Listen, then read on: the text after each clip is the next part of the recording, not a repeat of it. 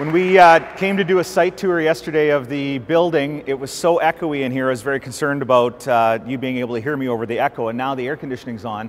So I'm hoping that you're able to hear me okay without a microphone. Is that fine? I get told sometimes that I have a tendency to talk a little loud, so maybe in this occasion it works okay. I'm going to talk to you about online reputation management. I do these seminars all over North America to business people just like you. Small markets, large markets, and I want to talk to you about a revolution that has occurred, and it really started in 2006 with the advent of the smartphone. When Steve Jobs stood on stage in Palo Alto, California, introduced the world to the iPhone, it really changed the way that we communicate with businesses, and the way we communicate with people in our own family. And I have a bit of a deep, dark secret to let you in on, and maybe you share this deep, dark secret, but that is that I don't remember my oldest daughter's phone number. It's ridiculous. I call her all the time, but I can't tell you her phone number. And there's probably people in your immediate family that you don't remember their phone number. You don't have the bandwidth for that anymore. You don't need to remember their phone number because it's just in your contact list. And I happen to be an Apple guy, so my contact list is the same on my phone as it is on my MacBook, as it is on my iPad. I don't have to worry about updating that. It just automatically updates in the cloud. So the last time that I actually punched in the digits to her phone number was quite some time ago. So if we don't remember the phone number of people in our immediate family, what makes us think that your customers are going to remember the phone number of your business? That's because everything goes to a search. And local search is the key, and entire industries have changed or become extinct. Let's think about the Yellow Page business. What's happened to that? In some markets in North America, it's illegal to deliver a phone number, or a phone book rather. You can't deliver a phone book to certain marketplaces. You have to go out and pick up a phone book at the Yellow Page company. It just doesn't get delivered to you. So that industry has changed because of the smartphone and because of local search. And I think that this is pretty familiar in any business setting that's out there. I'd just like to do a bit of an impromptu survey. How many people here have a smartphone? If you could just raise your hand. So everyone has one. And this is pretty commonplace. Have you ever been out for lunch? There's a game that you can play. And you set the smartphones on the center of the table in a pile. And the first person to grab their smartphone has to pay for lunch. It's a great game. It's very difficult not to grab that smartphone because we're on it so often and it's part of our lives. I hope over the next 20 minutes that I could engage you long enough that you won't go to your smartphone. I've got a bit of a tally in my head of these presentations that I do, and I do lots of them. I've got a pretty good track record. Because I'm going to teach you something here in the next 20 minutes, that the virtual doorway to your business is more important than the actual doorway to your business. And I have some pretty good proof to back it up. So let's talk about the smartphone, and let's talk about how this has changed the way that people communicate with people in their immediate families, and the way they communicate with businesses, and the potential that exists for you to generate new business for your organization if you just embrace some very simple facts. Reputation, your online reputation, that virtual doorway to your business is more important than the actual doorway to your business. And I've noticed something over the almost 30 years that I've been in business and dealing with customers and business people. We take pretty good care of the actual doorway to our business. We sweep the parking lot, we wash the front of our building, we make sure there's no fingerprints on the doors, so that when customers come to our actual doorway of our business, they see a nice pristine entrance and they want to enter. Well, what about the virtual doorway? Have you thought about what your virtual doorway to your business looks like? What's happening out there on the virtual doorway? So online reputation is your digital footprint, that virtual doorway. But there's something else that's in the mix in the year 2013, and that is your digital shadow, what people are saying about you online. And it's never been more easy than to pick up your mobile device or your laptop and say something about a business, a friend, a neighbor, somebody you don't even know. You just go online and you can post that information. So we need to know about our digital footprint, and we need to know about our digital shadow. Let's talk about visibility and reputation and how those two things are very closely tied together. What is your online visibility? Well, a business's online visibility is made up of anchor data. What's anchor data? That's what we used to give the phone company. It was pretty simple. We hoped that the phone company got our name, address, phone number, and eventually our website correct. Because let's say they didn't when they published the phone book. Well, that was a nightmare. because for a year we would have wrong information out there for potential customers to see. It really was something that was very detrimental to our business. In the year 2013, there's 40 phone books. They do a lot cooler stuff. They all live online. They've got pictures, they've got comments, you can make reviews, they've got your hours of operation, they're pretty easy to update, but the vast majority of businesses don't know about that online visibility and whether it's correct or not. And there's this entity called Google. When we do a search, the majority of us go to Google. What's the number 2 search engine today in the world? Number 2 search engine in the world, Facebook. Wow, if you didn't know that, that's pretty significant. Facebook, that's brand new. So when somebody does a search of Google, they need to see consistent information. Google grades you. I don't know if you knew that, but Google is grading you when somebody does a search. Because Google does a search in their algorithm of the various places that you're listed. And if that information isn't consistent, it's going to hurt your local search. So visibility is very important. We need to have good visibility so that if I search you, I can find you and find correct information. Not an old address from 3 years ago in an old location you used to live at. Not the wrong phone number, maybe an old phone number that you had. So visibility is quite important. But it is coupled to reputation. Because let's just pretend that you have good visibility. And I will tell you, the majority of businesses in the United States don't have good visibility. In fact, Bank of America, which is one of our largest accounts that we monitor their online reputation, have pretty poor visibility. 10,648 locations and visibility of about 20% in some of them. So even some of these big brands have some issues with visibility. But let's just pretend you have good visibility. Everywhere I search you, I'm able to find you. When I do that search, if I find negative reputation, that's where it stops. Because guess what happened when I searched you? I pulled up 6 of your competitors in that search.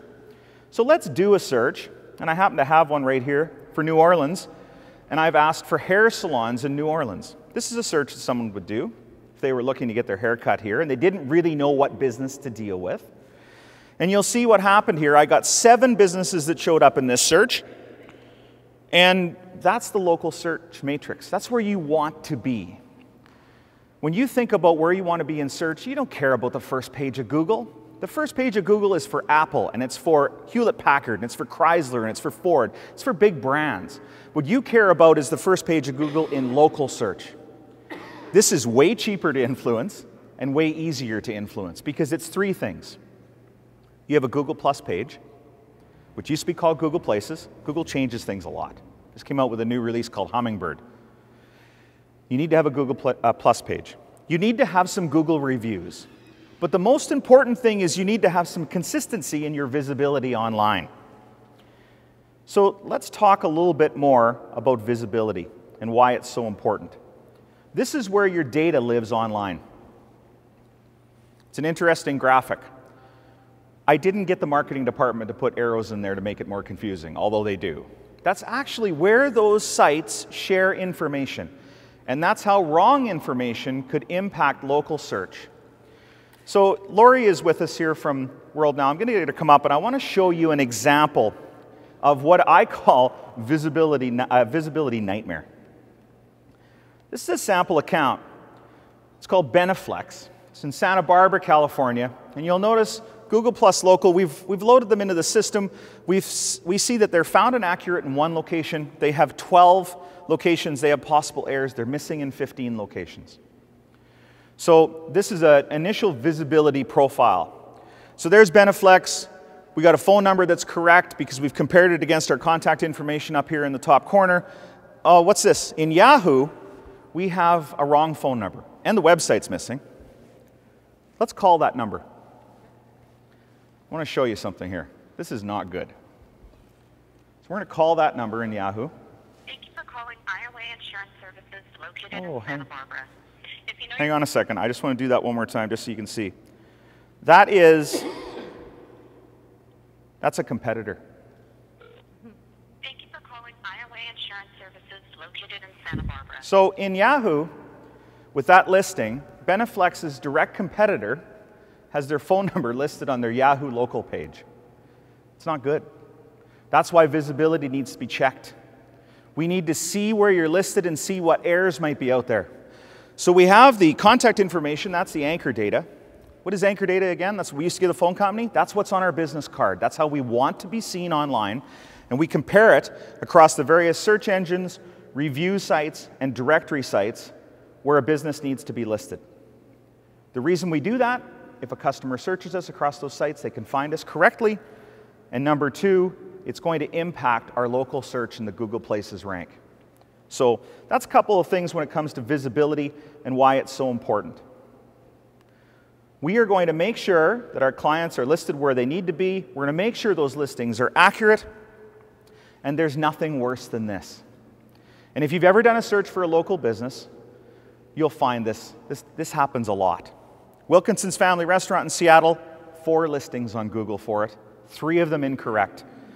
If you're searching for a restaurant or a business and they have incorrect listings, who are you mad at? Are you mad at Google? No, because Google knows everything, right? You're mad at the business. You go, why don't they have this right? I want to go spend money with them. So pretty important that that information is correct. Let's talk about reviews and mentions, and that is paramount to your online reputation. A business should know where this information came from and how to handle it. This is where we sit today. 90% of US consumers say buying decisions are influenced by online reviews. So if you don't have online reviews, or you have negative online reviews, or you have a whole bunch of reviews that you don't manage, you have some issues. These are the 3 scenarios we find with businesses. They either have no reviews, or they have negative reviews, or they have too many reviews. So how do we deal with that? Well, the first thing is we need to engage the reviewer. If someone was reviewing you live in your store, what would you do? Would you ignore them, turn on your heel and walk away? Not listen to their concerns? It's never going to happen live. So why would you do it in an arena online where 20,000 other potential customers could see you ignoring your clients? So we need to post on these reviews. And a couple interesting things happen when that occurs. When we engage the online reviewer, we get a chance to deal with the problem. Now, I don't encourage you to go online on all your negative reviews and say you're going to give somebody a $30 gift certificate. Because then everybody's just going to complain because they want to get the 30 bucks. And Yelp doesn't like it when you offer $30 to people that review you because it looks like you're trying to buy reviews and they'll just filter those anyways. The proper technique is to engage the reviewer by saying, I'm sorry that you had this bad experience. Here's my phone number. Give me a call. I own the place. I'm the general manager. I'm the person that can solve the problem. The reason they posted the review in the first place, they couldn't find somebody to solve the problem when it occurred.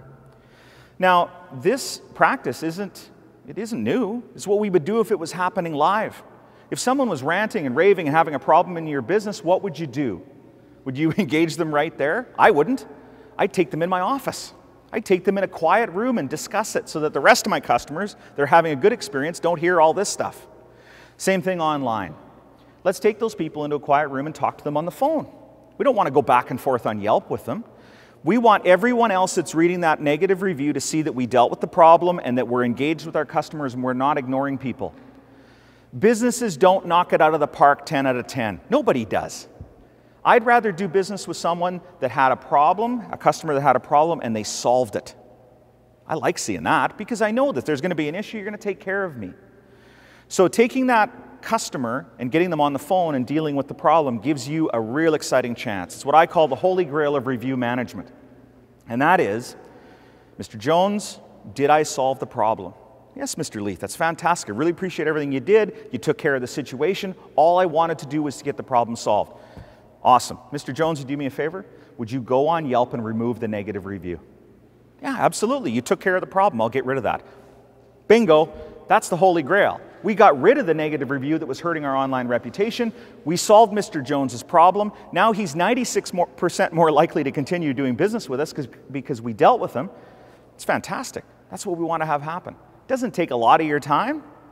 And the good news is we're going to take care of talking to Yelp and Google Plus and all these various review sites for you. So you don't have to remember how to talk to them, remember credentials, any of that stuff. All you have to do is respond to an email, and I'll show you in a moment how we're going to do that. Let's talk about the second step to review success, and that is harvesting user-generated content. And I don't like the term user-generated content. That's technical. I'm not a technical guy. I'm a business guy. I like the term word of mouth. Because over the 28 and a half years that I've been out dealing with business people, they tell me that word of mouth is the best form of advertising. We all believe that. We know it to be true. In fact, sometimes over the last years, we would give our eye teeth to come up with a great testimonial. You know the one. You've seen it in some TV ads. Maybe you've even seen it in some Fox 8 TV ads, where you've got a happy customer talking about the business that they're dealing with and how awesome the experience was. That's what these reviews are. That's what the positive 5- and 4-star reviews are people that love doing business with you. So we're going to harvest that word of mouth and we're going to amplify it by automatically posting it to your social media channels so that the rest of your customers can see that you do a great job of taking care of people and you can show them the good experiences that you've had. So we're going to harvest that word of mouth.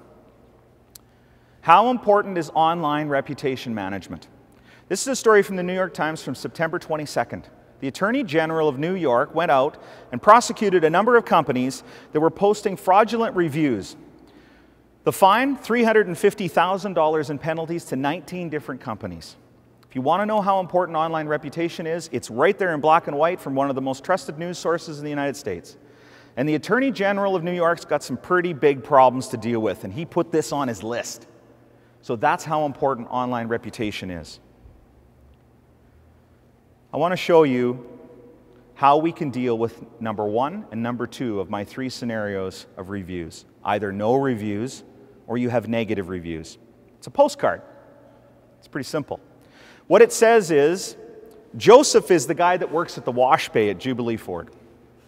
We leave that blank. We give it to all of our staff and they put their names on there. And we have a staff meeting and we say, Joseph, Susan, Kayla, Raina, all you staff, you could get a bonus this month if you get some 5-star reviews online. Because we know we need to get some reviews. If we have no reviews or we have negative reviews, it's hurting that potential 90% of US consumers that look at reviews before they make buying decisions. So we need to get some of that positive word of mouth online. And businesses have people that love them. Of course you do, or you wouldn't be in business. There's people who've had good experiences. We just need to translate that online. So that's why we have the Google Plus URL and we have the Yelp URL. And we also have another thing here, and that is the general manager's phone number. Because remember earlier we talked about the reason people go online and post negative reviews? They couldn't find the person that could deal with the problem in the first place. That's why they go and yell about it. So we might head off some negative reviews too.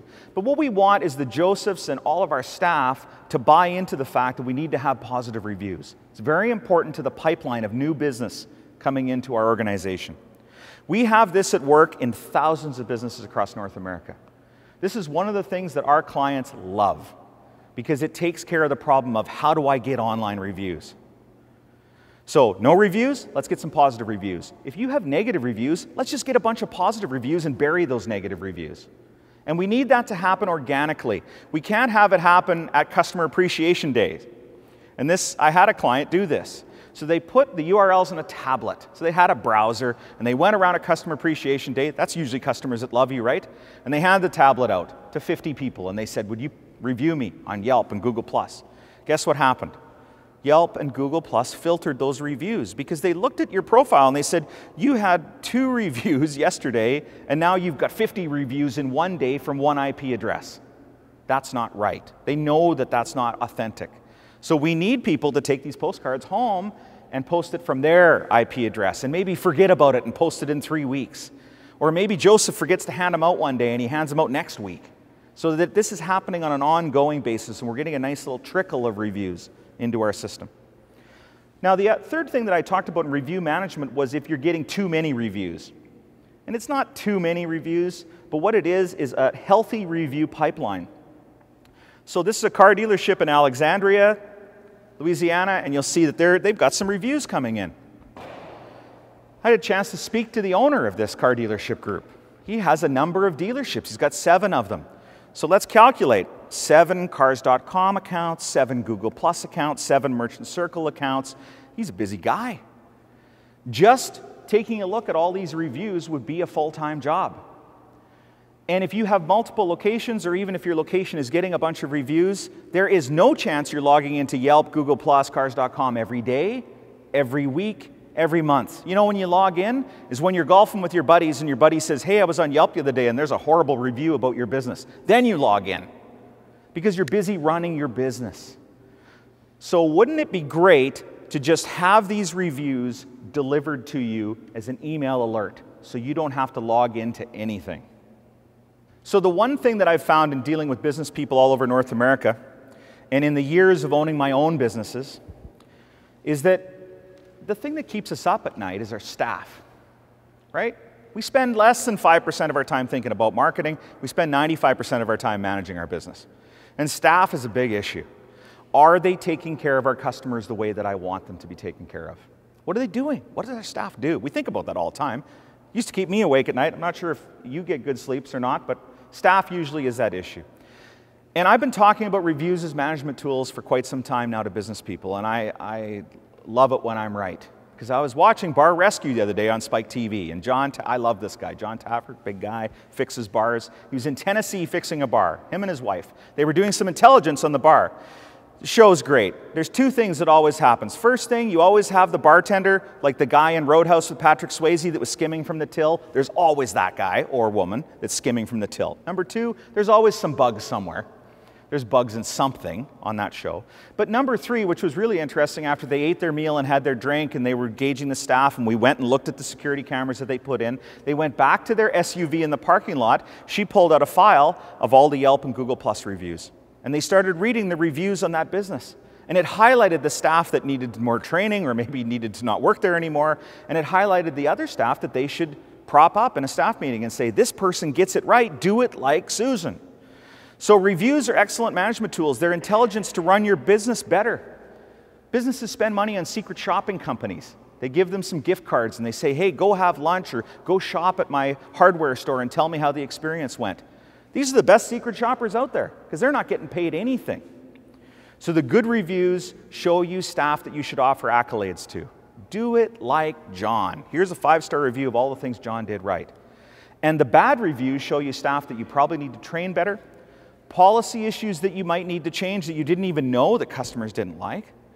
And we're going to deliver them to you just as an email alert the very next day. So if a review is posted on Yelp or Google Plus or any of the other sites, tomorrow morning you'll receive an email automatically. Not just you, but up to 5 members of your management team will get these emails so that they can deal with the issues that come out of those reviews right away, automatically. You don't have to log into anything because we know you don't want to log in. You're busy running your business. So the email alerts are one of the key components of this package. Let's talk about mobile. 2005, St. Peter's Square. Pope's going to walk out on the platform. Look at the change in 2013. Everybody knows that mobile's taken over. And by November 2013, I was at a Google convention about a month ago. They said that by November 15th, mobile search will eclipse desktop search for the first time in history. So if your website is not mobile optimized, customers are 5 times more likely to leave it. What do I mean by that? You need to have call of action buttons on your mobile site. It's so important. Mobile is taking over. Let's talk about social marketing. Social marketing is really about 3 things. Businesses went out and created social marketing accounts. It was awesome because they were free. Let's create a Facebook page, Twitter page, Google Plus profile, LinkedIn page. We're going to get some business. This is great. I even did this when it first happened. And we'd post things like, buy my stuff. And then about a month later, we're like, oh, I better do that social thing again. Buy my cheaper stuff. Maybe I'll get some action out of that. Nothing happened. So then we took a picture of some of our stuff and posted that. Nothing happened. So then we forgot about it.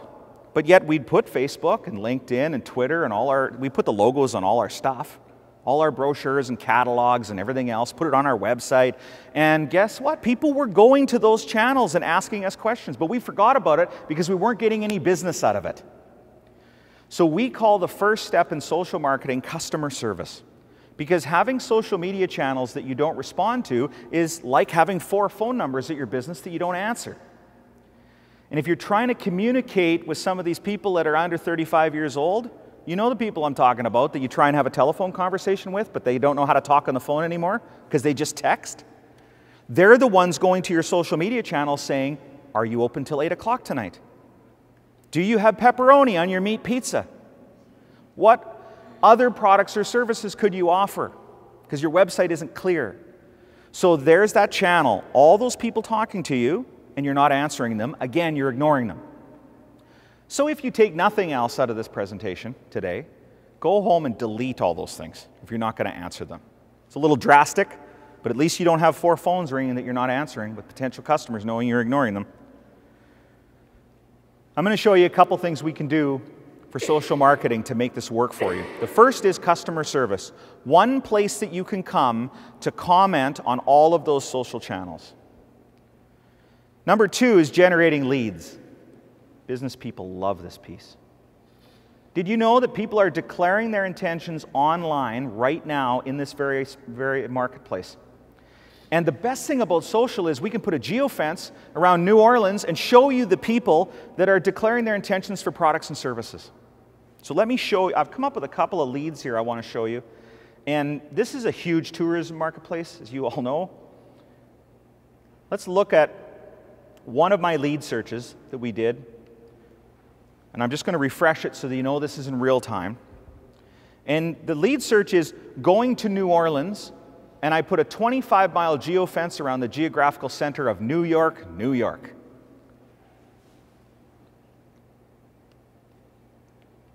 So you'll see that there. Let's look and see what people were talking about here in the last few minutes. 14 hours ago, I'm going to New Orleans soon. Looking forward to going to New Orleans. Going to New Orleans next year.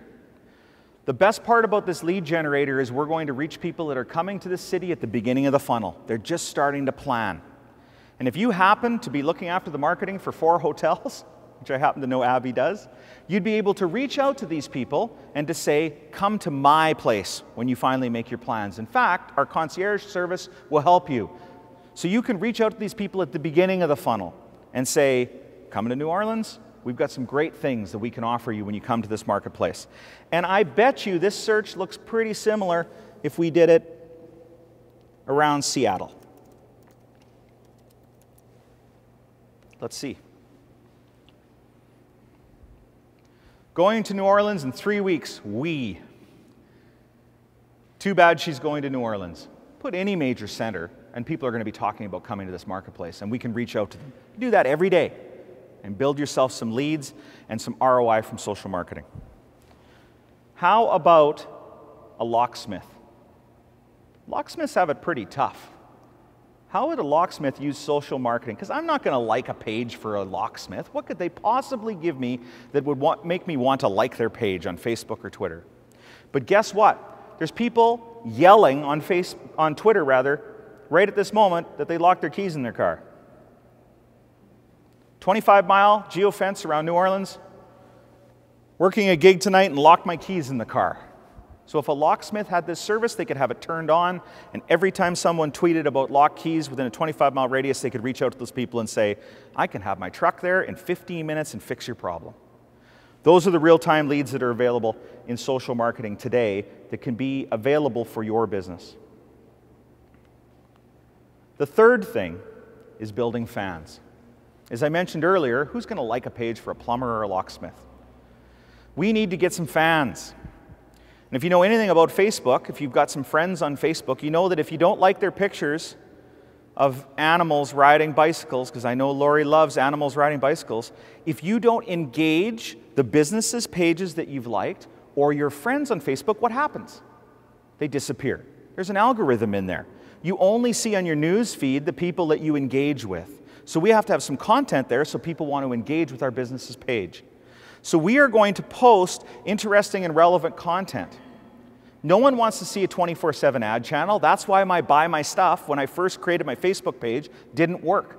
I didn't have any likes and followers, and it wasn't interesting and relevant content. No one wants to watch a TV channel that's 24/7 ads. So we are going to post on your behalf, twice a week, interesting and relevant content that gauges the personality of your business and gets you some followers and some likes. We know you're starved for time. Do-it-yourself doesn't work. Because, really, it's an investment of time. You're busy running your business. And if we do everything for you, it lacks authenticity. Because if there's one thing we don't like as consumers, is a canned response.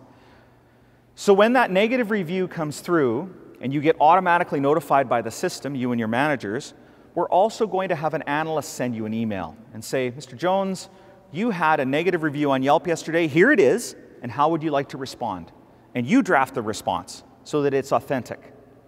And then our analyst sends it to Yelp, Google+, Cars.com, Merchant Circle, or whatever other site. You don't have to worry about talking to any of those. And if a new one crops up tomorrow, which probably someone will, we'll figure out how to talk to that too.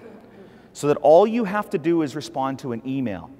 We know you don't want to log into anything, but we know you respond to emails.